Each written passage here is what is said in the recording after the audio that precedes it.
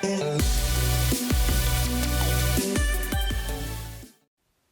said that there would be a double breach mod guide, and I'm going to deliver. So let's butterfly this guy open. Looks like the only necessarily hidden screw would be this one down here, and then this one up here. So everything else should be pretty stupid proof.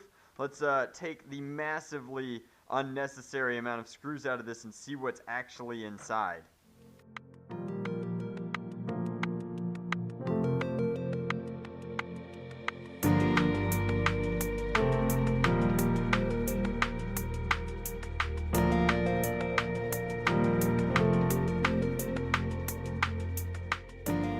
So once we get inside, we can see this blaster is exactly what we thought it was. It's a long plastic bolt sled leading to a trigger with a slam fire mech, all attached to a relatively mega-sized plunger, hooked up to 2 mega barrels on a double smart AR system. Let's get inside and see if there isn't anything we can do to give it some more pow. Alright, so the bottom line for modifying this is don't. It's a nightmare to get open, and frankly the blaster isn't good enough to merit all of the work getting it open. So these are all held together by pins. You can see that I cut the top bar off of these posts so that I could kind of pry it open enough to get out the actual plunger, at which point you see that there is a slight AR down here inside the plunger itself. That's worth covering, so we will cover it, and then we have access to the spring itself. Now the spring itself is actually pretty tough, but it is a stock spring, so we're going to go to our spring storage area and find an upgrade for it. Hopefully we can get a little bit better ranges out of it, because if you're going to be firing 1 or 2 mega darts at a time, it's worth having at least decent mega performance, and this is not quite as nice as the Thunderbow.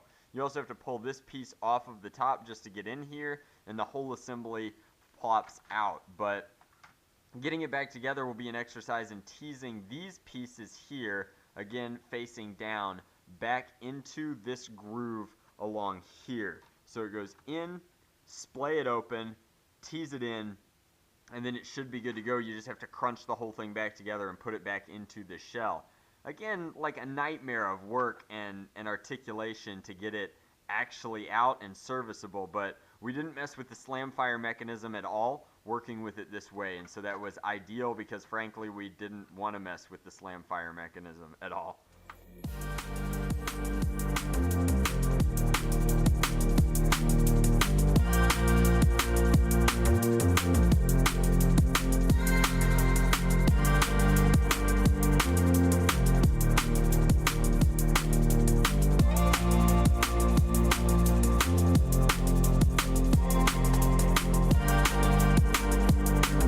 Alrighty guys, so we're running out of sunlight, but this is a perfect time to make the final segment for the Double Breach Mega Mod Guide, and I can't express enough that while this does make the blaster significantly better, and by significantly I mean mathematically significantly, it's still a very goofy blaster. It's still not particularly efficient. It still requires this weird breach loading system, and Teddy is still not afraid of it, because while it is more powerful now, it's still a very awkward blaster to use. So I don't know, like I'm not a huge believer in it. Aiming it is still kind of wonky. Like, it is shooting mega darts and it is a fun blaster to be sure, and while the performance is better, I'm just not convinced it's worth all the effort that we put into making it happen. So it's a cool blaster for sure in terms of its overall aesthetic. It would be really fun to like redo the Reaper shotgun project with it.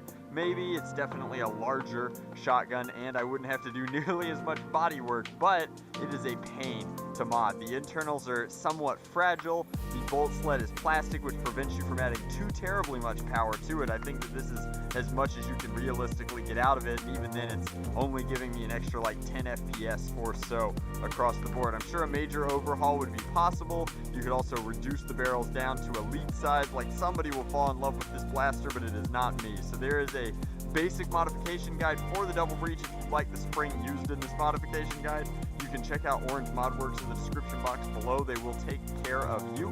But as always guys, thank you very much for watching. Hopefully you enjoyed. Drac out.